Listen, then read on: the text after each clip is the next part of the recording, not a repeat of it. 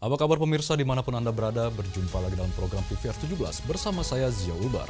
Tepat pukul 17 waktu Indonesia Barat, kami hadirkan kepada Anda semua informasi paling baru dan menarik seputar kinerja dan kegiatan DPR RI yang telah disajikan oleh redaksi TVR Parlemen. Pemirsa TVR Parlemen, inilah TVR 17 selengkapnya.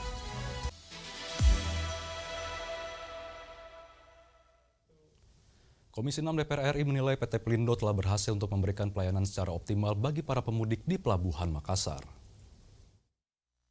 Jumlah penumpang di Pelabuhan Makassar pada arus mudik Lebaran 2025 mengalami lonjakan dengan total pemudik sebanyak 35.000 penumpang. Dalam rangka evaluasi arus mudik Lebaran, Komisi 6 DPR RI menilai PT Pelindo telah berhasil untuk memberikan pelayanan secara optimal bagi para pemudik di Pelabuhan Makassar.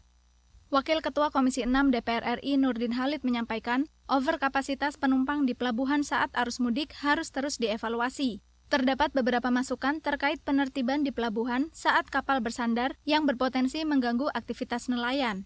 PT Pelindo Regional 4 perlu memperhatikan keberadaan masyarakat pesisir yang memiliki mata pencaharian di sekitar pelabuhan. Dalam melakukan persiapan maupun setelah mudik Lebaran, di mana lonjakan penumpang yang sangat tinggi, kemudian animo masyarakat untuk menggunakan angkutan laut, tapi alhamdulillah itu berhasil dilakukan secara baik oleh Pelindo maupun pihak-pihak yang juga bekerjasama dengan Pelindo.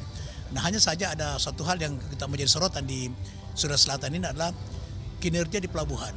Kapal sandar, khususnya di Pelabuhan Makassar, itu beberapa komponen masyarakat yang mencari nafkah, yaitu ketika kapal sandar kemudian dikatkan perahu itu, kemudian mereka menaiki daripada kapal itu sangat berbahaya, itu kita minta dihentikan.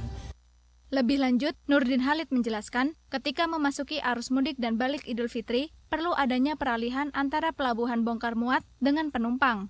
Hal ini bertujuan untuk mengantisipasi overkapasitas di Pelabuhan Makassar serta memaksimalkan pelayanan kepada seluruh masyarakat dan pengguna jasa transportasi. Dari Sulawesi Selatan, Koko Inugroho, TVR Parlemen, melaporkan. Komisi 6 DPR RI menilai Defend ID harus memberikan kontribusi untuk mewujudkan kemandirian alutsista untuk membangun ekosistem industri pertahanan yang kuat dan modern. Komisi 6 DPR RI mendorong kontribusi Defend ID dalam pengembangan industri serta membangun kekuatan pertahanan dalam negeri, yakni melalui peningkatan tingkat komponen dalam negeri atau TKDN sebesar 50% agar mampu bersaing di level internasional. Wakil Ketua Komisi 6 DPR RI Andre Rosiade mengatakan, sebagai holding BUMN Industri Pertahanan Indonesia, Defend ID memiliki peran strategis untuk membangun ekosistem industri pertahanan yang kuat dan modern. Defend ID harus mempersiapkan program kerja jangka panjang terkait anggaran keuangan, pengembangan bisnis, SDM, riset dan inovasi, guna memenuhi kebutuhan alutsista pertahanan dalam negeri, serta mengakselerasi kemandirian industri pertahanan Indonesia. Bukan hanya berperan serta, tapi benar-benar bisa berkontribusi membangun kekuatan pertahanan dalam negeri. Dan alhamdulillah sejak eranya Pak Prabowo menjadi Menteri Pertahanan, kita melihat komitmen yang jelas dan konkret dari pemerintah, di mana Pindad, PAL, PTDI itu diberikan order yang begitu besar oleh pemerintah. Jadi menunjukkan keberpihakan pemerintah Presiden Prabowo terhadap industri pertahanan dalam negeri. Dan tentu dengan dukungan yang begitu besar, tentu Defense ID ini akan jauh lebih baik dengan melakukan efisiensi dan juga R&D, sehingga harapan kita teknologinya semakin canggih. Lebih lanjut, Andre menegaskan, efisiensi anggaran, pembenahan internal, dan evaluasi yang dilakukan Defend ID ke depannya akan memberikan perubahan terhadap BUMN industri pertahanan. Penggunaan teknologi canggih yang mempunyai kekuatan efek dekstran diharapkan mampu menjaga kedaulatan NKRI. Dari Jawa Barat, Ajib, TVR Parlemen, melaporkan. Anggota BKSAP DPR RI Jazuli Juwaini mendorong pemerintah lakukan negosiasi terkait kebijakan tarif resiprokal Amerika Serikat dibandingkan harus melakukan perlawanan dengan menerapkan tarif balasan atau retaliasi atas tarif impor Trump. Badan Kerjasama Antar Parlemen DPR RI mendukung upaya pemerintah untuk bernegosiasi terhadap kebijakan Presiden Amerika Serikat Donald Trump yang menerapkan tarif impor dan bea masuk sebesar 32% untuk Indonesia. Upaya negosiasi penting dilakukan agar perekonomian dan industri dalam negeri tidak terdampak secara signifikan. Anggota BKSAP DPR RI Jazuli Juwaini mengatakan, kebijakan tarif resiprokal Amerika Serikat sangat merugikan industri dan ekonomi dalam negeri dan berpotensi menimbulkan perang dagang antar negara. Untuk itu, pemerintah harus berupaya untuk melakukan negosiasi dibandingkan harus melakukan perlawanan dengan menerapkan tarif balasan atau retaliasi atas tarif impor Trump. Pemerintah Indonesia sudah menegaskan bahwa akan melakukan negosiasi daripada perlawanan yang tidak berarti. Saya kira ini langkah yang arif dan bijak. Intinya bagaimana dari kebijakan Trump ya, Presiden Amerika ini yang terlihat tidak bersahabat dengan Indonesia, tetap kita mengambil keuntungan ekonomi buat bangsa dan negara Indonesia yang lebih maksimal. Saya kira itu yang harus dilakukan. Lebih lanjut, Menko Bidang Perekonomian Erlangga Hartarto menjelaskan, beberapa langkah negosiasi yang ditempuh diantaranya membuka peluang untuk memperbesar volume komoditas impor dari Amerika Serikat dalam rangka mencapai keseimbangan neraca perdagangan. Selain itu, juga dengan menawarkan pemberian insentif fiskal dan non-fiskal kepada Amerika Serikat berupa keringanan bea masuk dan untuk sejumlah pungutan perpajakan. Tim Liputan TVR Parlemen melaporkan.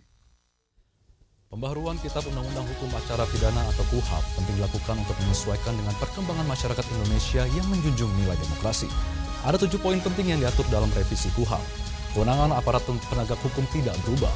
Polisi masih sebagai penyidik utama dan jaksa sebagai penuntut tunggal. Kami hadirkan informasinya sesaat lagi, tetaplah di TVR 17.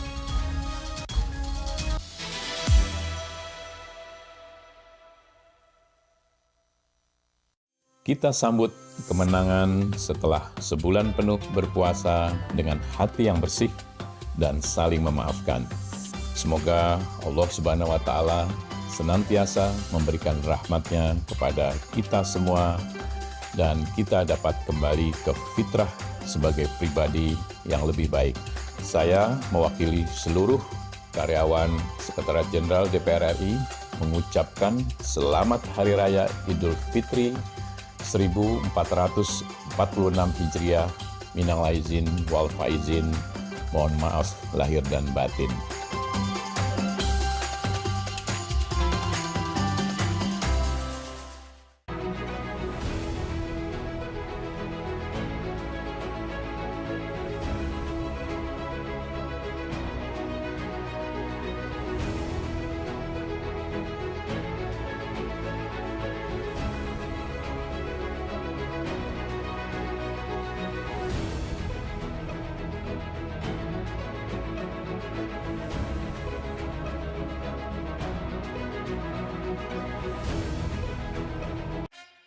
Yuk kita kenalan dengan anggota DPR RI periode tahun ini.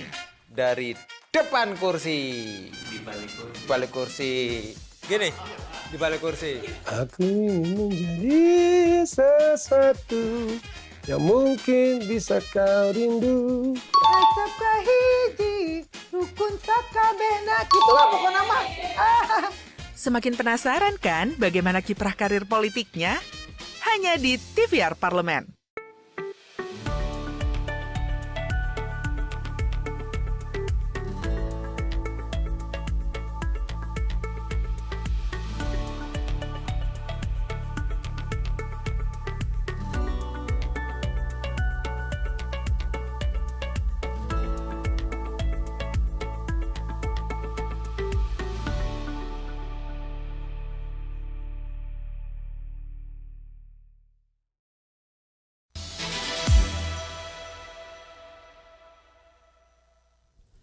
Pemirsa, rancangan Undang-Undang Kitab Undang-Undang Hukum Acara Pidana atau KUHAP memaksimalkan keadilan restoratif yang mengedepankan kepentingan korban dan ganti kerugian korban. Mekanisme keadilan restoratif dapat dilakukan di tingkat penyelidikan, penyidikan, dan penuntutan. Simak liputan mendalam yang telah disajikan oleh tim redaksi TVR Parlemen dalam segmen Editorial Parlemen berikut ini.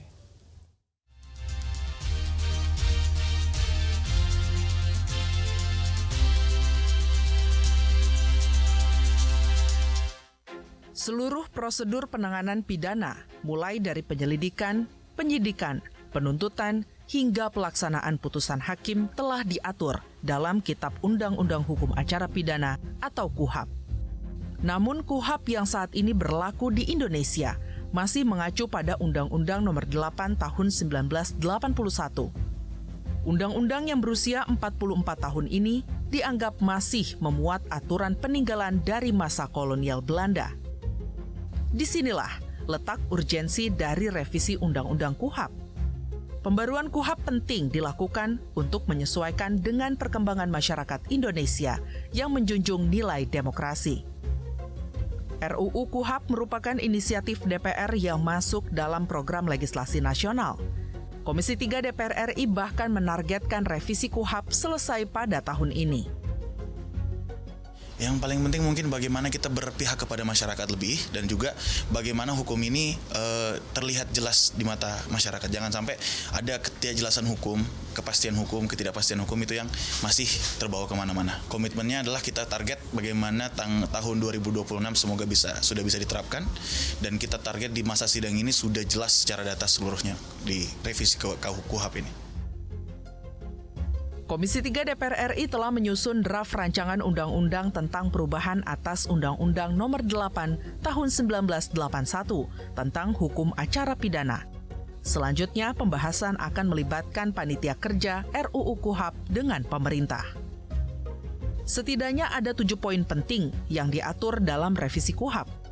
Kewenangan aparat penegak hukum tidak berubah, polisi masih sebagai penyidik utama, dan jaksa sebagai penuntut tunggal. RUU KUHAP juga berupaya mencegah kekerasan yang kerap terjadi dalam pemeriksaan. Misalnya dalam pasal 31 RUU KUHAP mewajibkan setiap tahap pemeriksaan harus ada kamera pemantau atau CCTV, termasuk setiap tempat penahanan. Peran advokat juga diperkuat. Advokat dapat memberikan pendampingan kepada saksi dan mengajukan keberatan jika terdapat tindakan intimidasi terhadap pihak yang diperiksa. KUHAP baru ini mencegah secara maksimal kekerasan dalam pemeriksaan. Karena di pasal 31 kami bikin pengaturan bahwa dalam setiap pemeriksaan itu harus ada CCTV dan bahkan di setiap tempat penahanan itu harus ada CCTV. Di KUHAP yang baru kita mengatur advokat bahkan bisa menyampaikan keberatan dalam pendampingan apabila pemeriksa melakukan intimidasi terhadap orang yang diperiksa. Kemudian advokat juga bisa melakukan pendampingan terhadap saksi. Nah, di KUHAP yang lama itu advokat hanya diatur mendampingi tersangka. Selain itu, RUU KUHAP juga memaksimalkan keadilan restoratif yang mengedepankan kepentingan korban dan ganti kerugian korban. Mekanisme keadilan restoratif dapat dilakukan di tingkat penyelidikan, penyidikan, dan penuntutan. KUHAP yang baru ini tidak lagi bersifat represif, tapi bersifat restoratif, bersifat menjamin keadilan bagi korban maupun terpidana. Yang paling penting adalah diintrodusirnya lembaga baru, yaitu yang namanya hakim pemeriksaan permulaan tadi atau hakim komisaris tadi. Nah, tentu dengan sistem yang kita anut ini, tentu kita ingin mencegah kejadian-kejadian yang terjadi. Misalnya kasus Vina Cirebon, karena alat bukti itu pihak penyidik mengejar pengakuan, sehingga kemudian ada timbul penyiksaan, timbul yang lainnya, diduga ada itu. RUU KUHAP perlu segera terbit untuk menyelaraskan kebaruan dalam Undang-Undang Nomor 1 Tahun 2023 tentang KUHP yang berlaku efektif 1 Januari 2026. Mengingat RUU KUHAP merupakan dasar hukum dari proses peradilan pidana di Indonesia, termasuk melindungi hak dari tersangka dan terdakwa. Mimpi besarnya adalah hukum dapat berjalan adil dan transparan bagi masyarakat.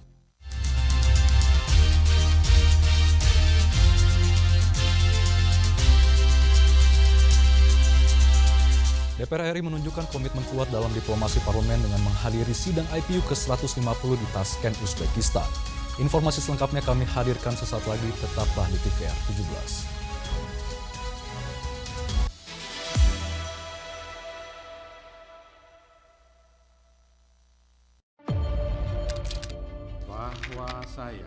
Bahwa saya Demi Allah, saya bersumpah dan seadil-adilnya periode keanggotaan DPR RI hingga saat ini, yaitu terdapat 126 undang-undang yang telah selesai dibahas DPR RI. Terima kasih rekan Elisa dan juga Dadina. Pemirsa,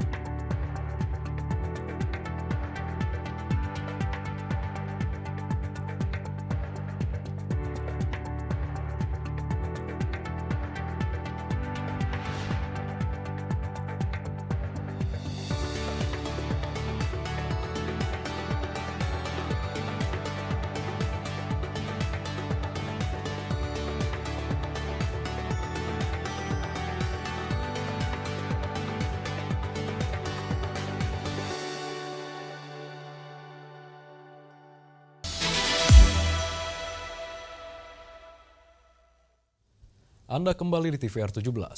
Pemirsa, melalui forum IPU ke-150 di Uzbekistan, DPR RI tidak hanya memperjuangkan kepentingan nasional, tetapi juga berperan aktif dalam merumuskan kebijakan global demi masa depan dunia yang lebih damai, adil dan berkelanjutan, terutama berbagai isu dan perkembangan terkait Palestina. Bagaimana jalannya sidang parlemen dunia tersebut? Untuk selengkapnya berikut laporan rekan kami Hilman Hidayat dari Tashkent, Uzbekistan.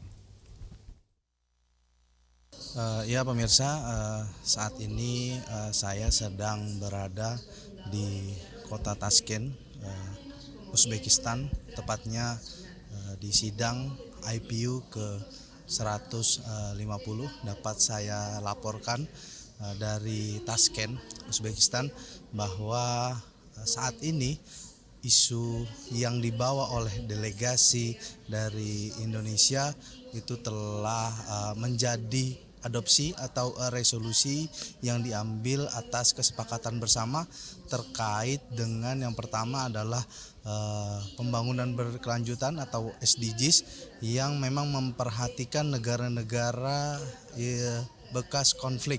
Jadi negara-negara yang memang berkonflik memang perlu mendapat perhatian yang serius terkait dengan pembangunan berkelanjutannya agar memang masyarakat yang terdampak akibat dari konflik seperti Myanmar, seperti Ukraina, Rusia, dan di beberapa negara Afrika juga mendapatkan manfaat dari kesepakatan terkait dengan pembangunan berkelanjutan.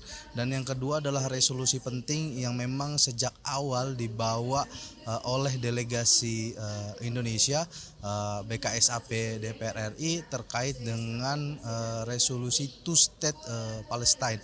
Jadi di mana hari ini merupakan sejarah baru dalam sidang IPU ke-150 sejak memang invasi yang dilakukan oleh Israel ke Gaza oleh masyarakat ke masyarakat Palestina sejak Oktober 2023. Memang Parlemen Indonesia, BKSAP DPR RI selalu aktif menyuarakan terkait dengan perjuangan kemerdekaan Palestina dan juga mendesak penghentian invasi atau agresi militer yang dilakukan oleh Israel kepada masyarakat Palestina. Dan hari ini merupakan sejarah penting terkait diadopsinya poin tentang two-state solution bagi kedua negara, baik Israel maupun Palestina, di mana memang ada penghormatan jalur, penghormatan wilayah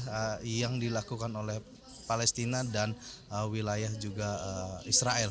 Dan hari ini merupakan keberhasilan dari fungsi atau peran parlemen Indonesia yang salah satunya adalah fungsi diplomasi. Selain fungsi anggaran, fungsi pengawasan, fungsi undang-undang, ada memang fungsi diplomasi. Dan hari ini BKSAP DPR RI Parlemen Indonesia menjalankan fungsinya untuk mendorong solusi resolusi terkait dengan perdamaian dunia. Dan memang Parlemen Indonesia juga kemarin sejak awal aktif menyuarakan terkait dengan isu perdamaian dunia yang memang dipimpin langsung oleh Ketua BKSAP DPR RI Pak Mardhani Alisera dan juga Wakil Ketua BKSAP DPR RI Bu Irene, Pak Bramantio, Pak Husen,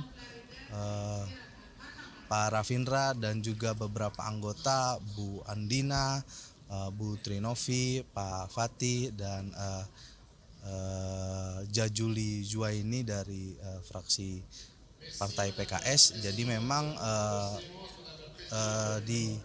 diwakilkan oleh BKSAP DPR RI terkait dengan perjuangan yang memang menjadi fokusnya Parlemen Indonesia untuk mewujudkan bagaimana kemerdekaan Palestina dan masyarakat yang ada di Gaza ini tidak kembali menjadi korban perang. Dapat kami laporkan juga memang pelaksanaan IPU ke-150 juga kemarin dihadiri beberapa speaker ya, negara-negara Eropa, negara-negara Arab, kawasan Arab, negara-negara Afrika, dan juga di Asia Tenggara.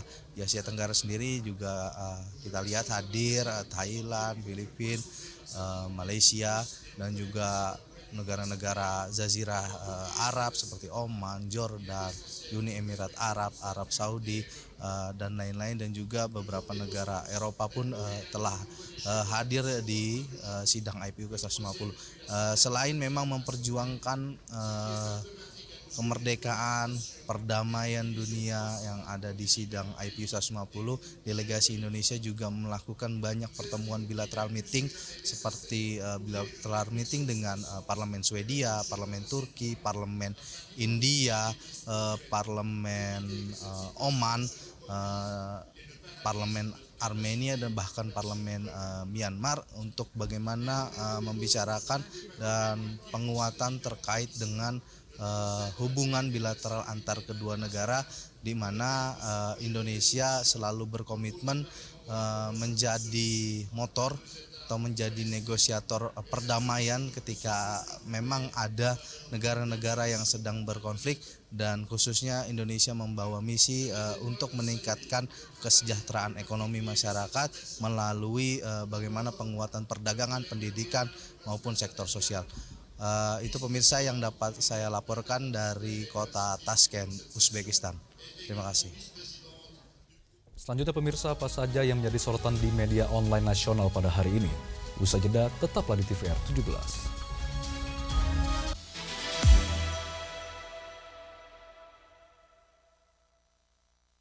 Alhamdulillah, setelah kita sebulan berpuasa, insya Allah menjadi kesempatan berharga untuk kita memperkuat iman Islam dan ketakwaan kita semua.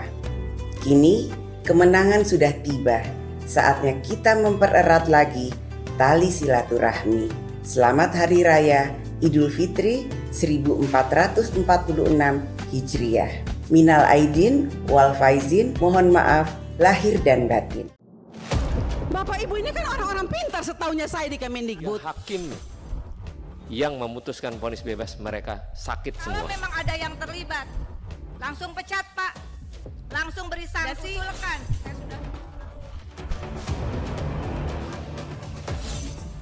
Saksikan dari ruang sidang hanya di TVR Parlemen.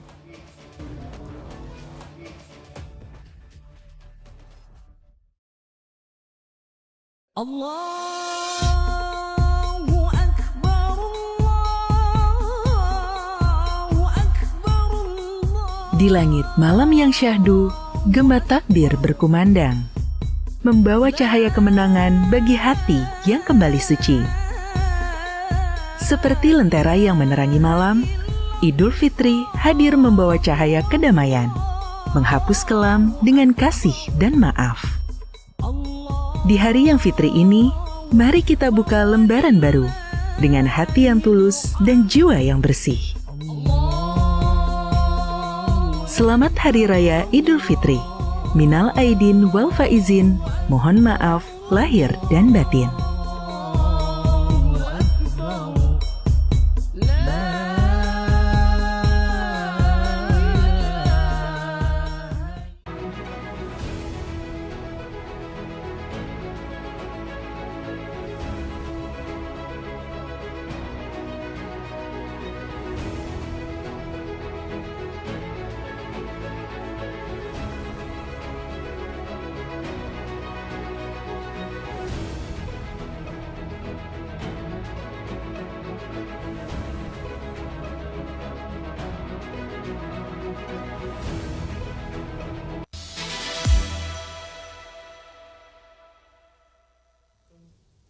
Anda kembali di TVR 17.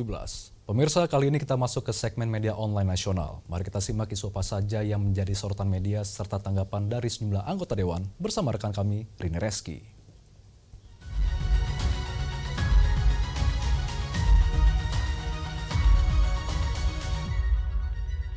Baik, terima kasih rekan Zia dan selamat sore pemirsa. Kita masuk ke berita pertama yang menjadi headline di media online pada hari ini, yaitu mengenai film animasi Jumbo yang membuktikan kehebatan anak bangsa menembus industri kreatif global. Kita lihat pemirsa ke layar kaca.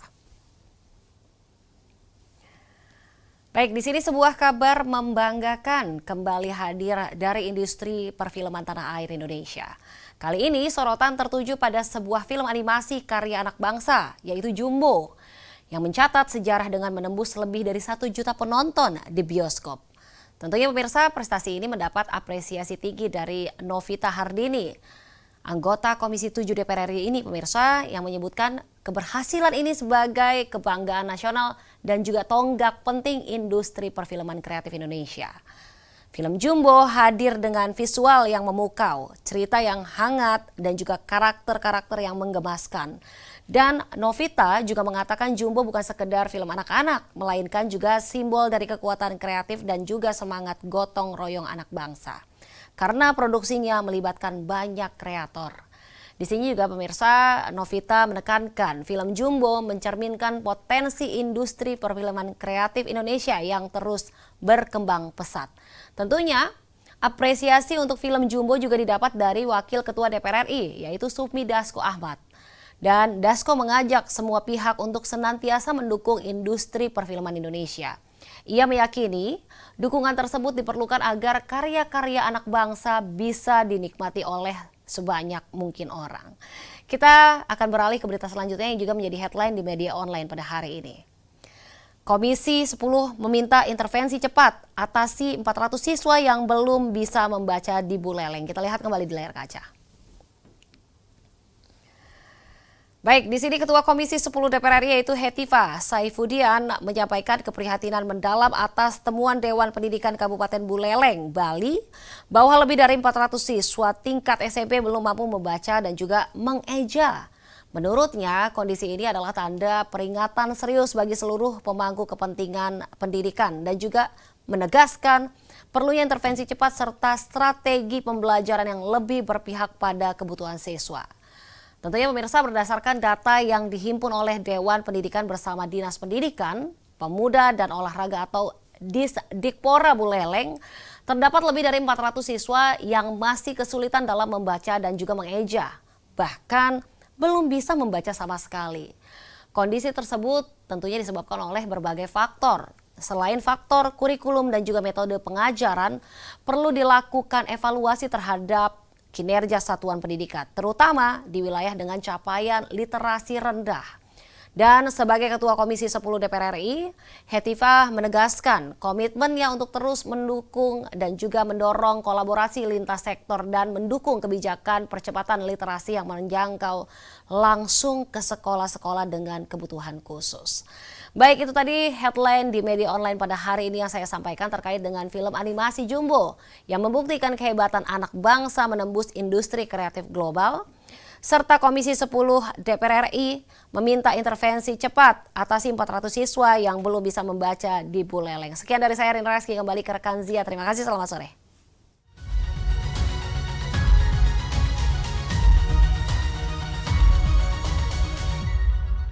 Terima kasih rekan Rini yang telah menyampaikan sejumlah update sorotan dari media online nasional pada hari ini. Dan pemirsa, segmen media online tadi sekaligus menutup program TVR 17 edisi sore hari ini. Saya Zia Ulbar beserta seluruh kru TVR Parlemen yang bertugas mengucapkan terima kasih dan pamit undur diri dari hadapan Anda. TVR Parlemen, referensi Indonesia.